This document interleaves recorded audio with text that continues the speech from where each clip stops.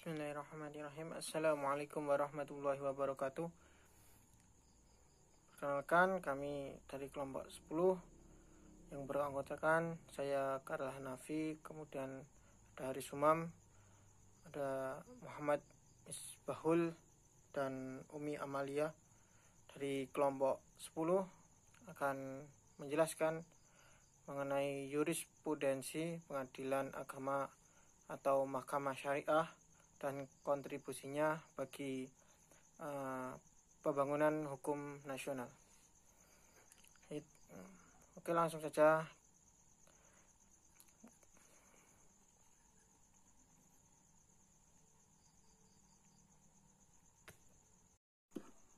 Baik, kita mulai saja, yaitu mengenai pengertian dan syarat jurisprudensi. Yang pertama mengenai pengertian, bahwasanya jurisprudensi itu berasal dari bahasa Latin, yaitu jurisprudentia, yang bermakna ilmu pengetahuan hukum. Lalu menurut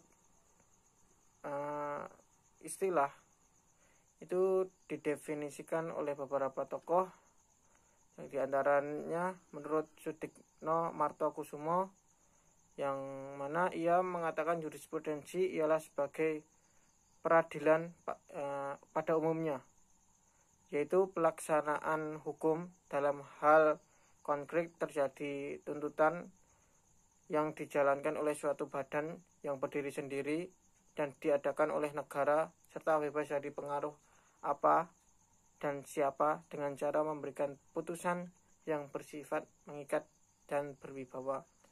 Kemudian jurisprudensi menurut Kamsel yaitu bahwa keputusan hakim terdahulu yang sering diikuti dan dijadikan dasar keputusan oleh hakim yang sekarang, di mana permasalahan itu hampir sama dengan yang terdahulu. Yang ketiga menurut A.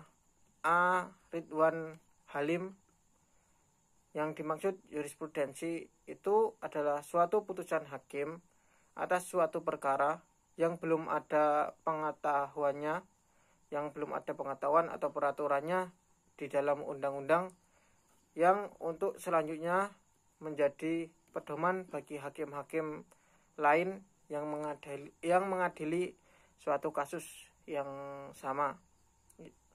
Dan dari ketiga definisi tersebut, jurisprudensi dapat diartikan bahwa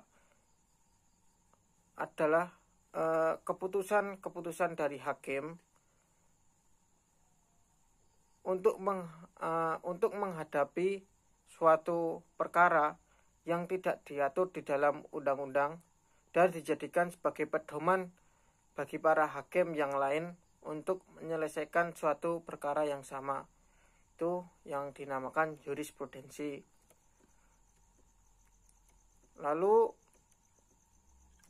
di dalam jurisprudensi itu terdapat syarat-syarat. Syarat jurisprudensi yang pertama adalah, di sini saya akan menjelaskan pentingnya jurisprudensi dalam pengadilan agama. Sehubungan dengan negara Indonesia yang menganut sistem hukum Eropa kontinental, maka penggunaan jurisprudensi ketika memutuskan suatu perkara tidak mengenal asas binding force if precedent, yaitu asas bahwa hakim terikat oleh jurisprudensi dan harus mengikutinya atau putusan hakim yang ada sebelumnya. Jurisprudensi di Indonesia sendiri menyatakan bahwa hakim sebelumnya dalam rangka dijadikan pedoman dalam memutus suatu perkara. Dengan kata lain, hakim menggunakan jurisprudensi dalam persidangan untuk bahan pertimbangan putusan dan bukan untuk hal yang mutlak, sehingga penggunaan jurisprudensi yang dilakukan oleh hakim dalam memutuskan perkara bisa dilakukan untuk kemaslahatan dan pemenuhan rasa keadilan bagi para pencari keadilan. Dengan demikian, seorang hakim pada peradilan agama harus mampu menafsirkan undang-undang secara aktual sesuai dengan hukum-hukum baru yang dapat diterapkan sesuai dengan kebutuhan perkembangan kondisi, situasi, waktu, dan tempat. Jika dalam suatu peraturan perundang-undangan tidak diatur secara konkret, maka selain itu hakim peradilan harus mampu berperan agar hukum yang diterapkan itu sesuai dengan kepentingan umum dan kemaslahatan masyarakat kita saat ini. Peran hakim pengadilan agama tidak boleh reaktif terhadap pembaruan dan kemaslahatan masyarakat.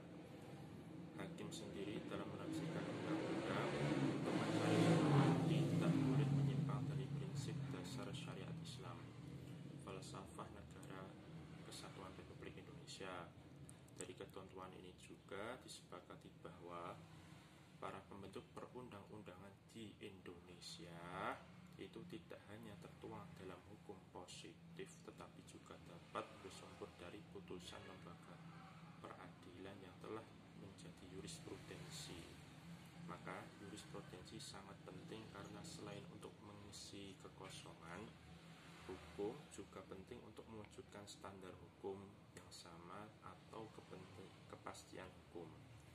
Peraturan perundang-undangan tidak pernah mengatur jurisprudensi di Indonesia sendiri menyatakan bahwa hakim sebelumnya dalam rangka dijadikan pedoman dalam memutus suatu perkara.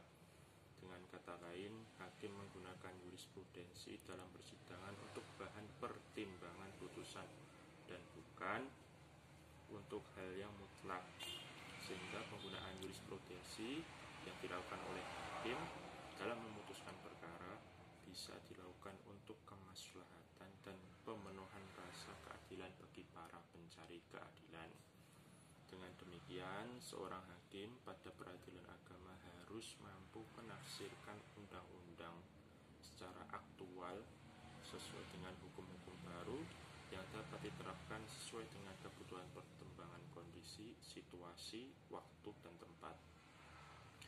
Jika dalam suatu peraturan perundang-undangan tidak diatur secara konkret, maka selain itu hakim peradilan harus mampu berperan agar hukum yang diterapkan itu sesuai dengan kepentingan umum dan kemaslahatan masyarakat kita saat ini. Peran hakim pengadilan agama tidak boleh reaktif terhadap pembaruan dan kemaslahatan masyarakat. Hakim sendiri dalam menafsirkan undang-undang untuk mencari tidak boleh menyimpang dari prinsip dasar syariat Islam, falsafah negara Kesatuan Republik Indonesia. Dari ketentuan ini juga disepakati bahwa para pembentuk perundang-undangan di Indonesia itu tidak hanya tertuang dalam hukum positif, tetapi juga dapat bersumber dari putusan lembaga peradilan yang telah menjadi jurisprudensi. Maka jurisprudensi sangat penting karena selain untuk mengisi kekosongan hukum, juga penting untuk mewujudkan standar hukum yang sama atau kepastian hukum. Peraturan perundang-undangan tidak pernah mengatur secara lengkap dan detail, oleh karenanya jurisprudensilah yang akan melengkapinya serta putusan hakim. Dengan adanya standar hukum yang sama, maka dapat diciptakan adanya rasa kepastian hukum di masyarakat dan mencegah adanya disparitas putusan.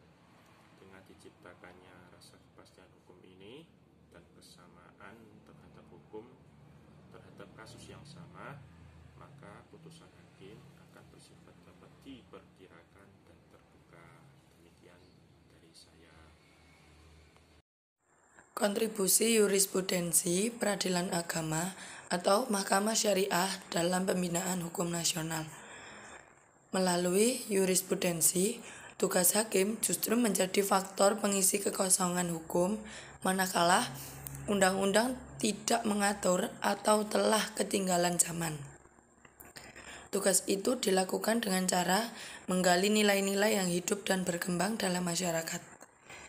Hukum harus digali dan dicari dalam masyarakat, sebab justru dalam masyarakat itulah tumbuh dan berkembang nilai-nilai yang mengenai yang adil dan tidak adil, apa yang pantas dan tidak pantas, apa yang patut dan tidak patut, serta lain sebagainya. Selain berkedudukan sebagai sumber hukum, maka dengan melihat peranan yurisprudensi dalam dunia peradilan tersebut, dapatlah dikatakan bahwa yurisprudensi pada hakikatnya mempunyai berbagai fungsi, yaitu a. Dengan adanya putusan-putusan yang sama dalam kasus yang serupa, maka dapat ditegakkan adanya standar hukum yang sama. Dalam hal undang-undang tidak mengatur atau belum mengatur pemecahan kasus yang bersangkutan. B. Dengan adanya standar hukum yang sama, maka dapat diciptakan rasa kepastian hukum di masyarakat. C. Dengan diciptakannya rasa kepastian hukum dan kesamaan hukum terhadap kasus yang sama, maka putusan hakim akan bersifat dapat diperkirakan dan ada transparansi. D. Adanya standar hukum, maka dapat dicegah kemungkinan-kemungkinan timbulnya disparatis dalam berbagai putusan hakim yang berbeda dalam perkara yang sama. Andai kata pun timbul perbedaan putusan antara hakim yang satu dengan yang lainnya dalam kasus yang sama, maka hal itu jangan sampai menimbulkan disparatis, tetapi hanya bercorak sebagai variabel secara kasustik atau kasus dalam kasus. Kedudukan yang penting dari yurisprudensi. Upaya pengembangan hukum lewat yurisprudensi. Pengembangan hukum dalam PJP 1 telah menciptakan landasan yang kuat bagi pembangunan hukum tahap selanjutnya. Dalam PJP 2, pembangunan hukum semakin ditingkatkan karena kehidupan di masyarakat Indonesia tidak terlepas dari pengaruh perkembangan ekonomi di dunia yang semakin terbuka serta kemajuan ilmu pengetahuan dan teknologi yang meningkat pesat. Seiring dengan perkembangan tersebut, proses ini memerlukan penyesuaian terhadap sistem dan perangkat hukum nasional.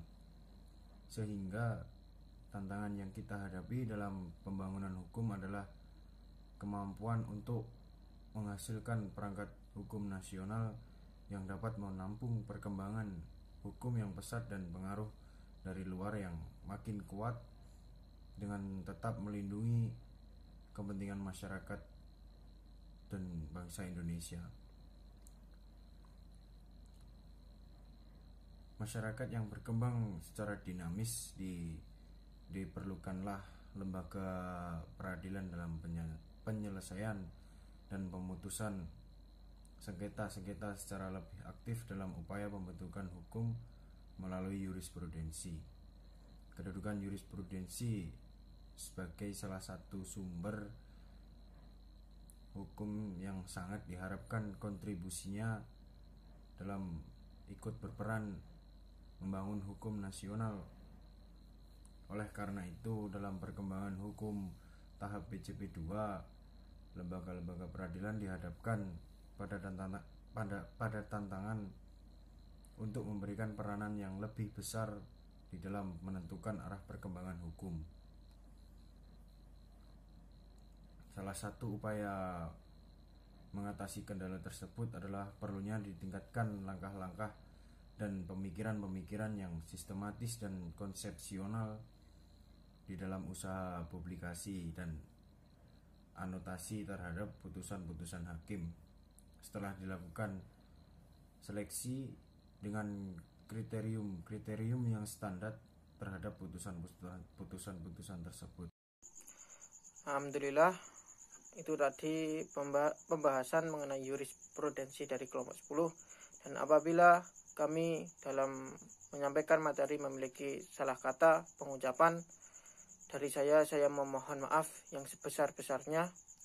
Akhiru kalam, wallahu muwaffiq ila aqwamit thoriq. Wassalamualaikum warahmatullahi wabarakatuh.